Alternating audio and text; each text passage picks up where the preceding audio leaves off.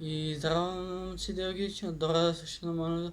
Аз съм Кристиан. Днес, момци, девойки и дечица, ќе си имаме повторно любовни совети со ренесанс момче. Значи, ово мислам дека ми стане едно од најмоите омилени видеа што си ги креирам, така да сега ќе почнеме повторно со любовни совети со ренесанс момче, епизода четврта, да, епизода четврта.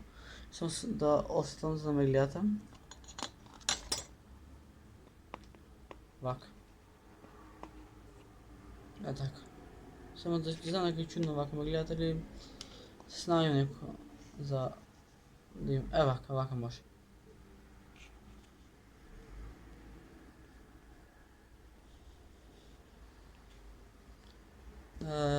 Не губете ги нервите поради ситниците во љубов. Значи со вака ние го започнавме серијалот, со вака ние можеби ќе го завршиме, така да не замара многу, можеме ние да започнеме.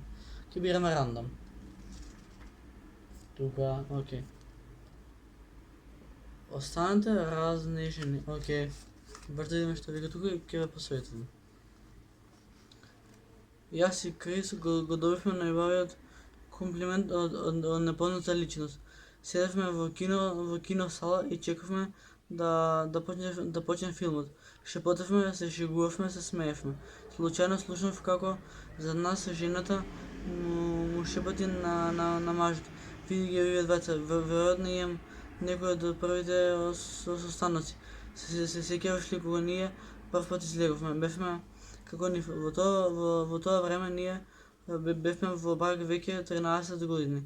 Кога размислувам за што ми се допаѓа најмногу во нашата врска и во нашата љубов, само неколку работи се подобро и подобро ги планирав и се помирив со фактот дека натаму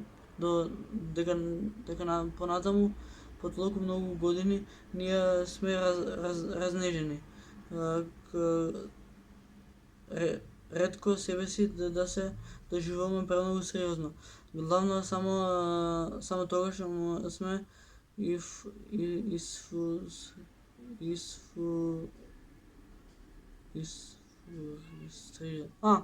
исфрустрирани кога можеме да бидеме брачни двојки кои ги запознав во голем број на срекните и разнежени срца, помалку или повеќе. Може да бидат сериозни во другите нешта, но во врската не бира никој, туку духовите не премногу и во секое време имаат убава доза ведрина. Многу време поминуваат во радост и сме премногу сериозно заљубени еден во друг. Своите навики и нејзината насмевка многу ми недостига.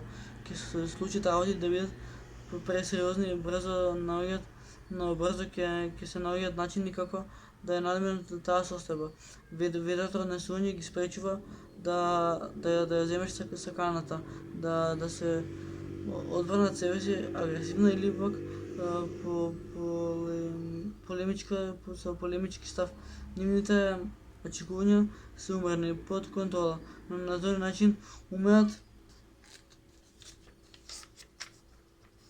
да бидат заљубени еден во друг и да се соочуваат со правилниот став и како добри пријатели.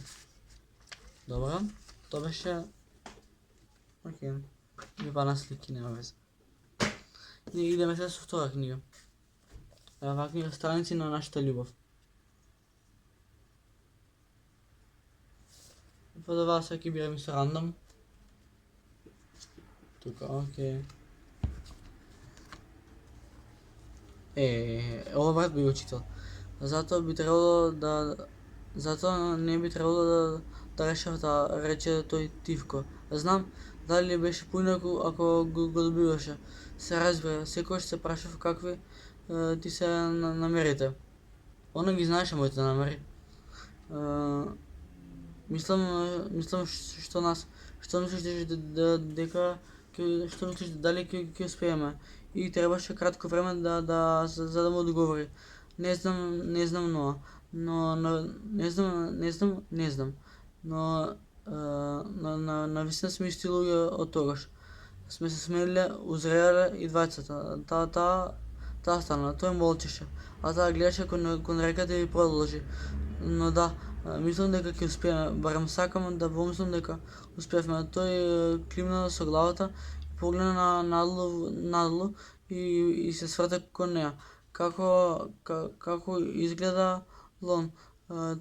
Таа се колебаше, не очекувајќи го споменувањето на името Лон и предизвикувачко чувство на вина и за миг не знаеше што да му одговори.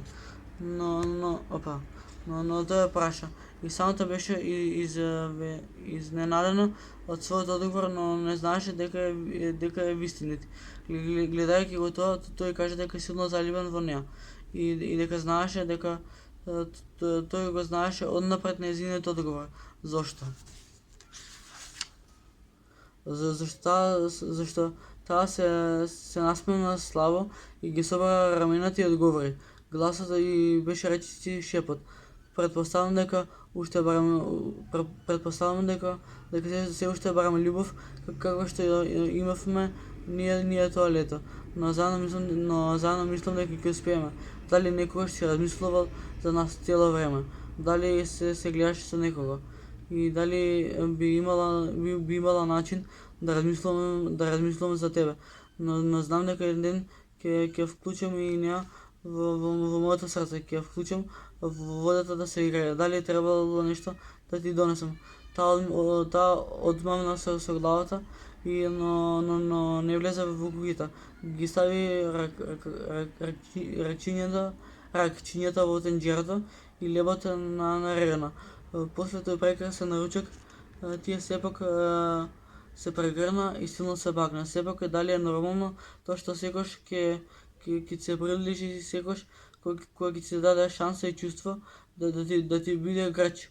Но дали да зборувам дали да не зборувам никому или па да кажам нормално дека дојде таа и со нели пред својата свадба не рече не е нормално, туку само рече да.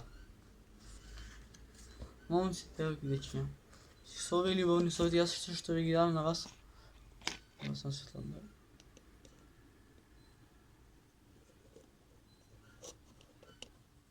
Само секунда. Брат, момци, девојки, дечиња, со овие љубовни совети јас што ви ги давам на вас, се надевам дека допирам некако до вас и дека се надевам дека ви го исполнувам времето на некаков начин и дека знам дека можеме Океј. И знам дека на мене раце ми се тресат кога ќе фатам да зборувам на љубовни теми. Тука се ружи и мислам дека вечер ќе испадне песна, ама онака асилно љубовна песна за девојка која не ме сака да која сум тагувал по неа скоро 5 месеци, но нема везе. Се надевам дека ви се допадна ова видео. Ако ви се допадна, оставете лайк, сабскрајбнете се на каналот, а не исклеме до следно видео. Peace, бро. Сакате да ги девојките и не ги повредувате и бидете верни кон нив и докажете дека сте момчиња, дека можете искрено да ги сакате девојчињата со сето ваше срце и без да ја повредите. Сакајте, не кажете срце и не бидете лоши. Ве сака една самата момче. Пате уште нешто. Не кажете срце. Сакајте искрено. Ако сакаш, сакај, ако не, не повредувај. Да сакам не се кажува, брат, туку се докажува. Памти.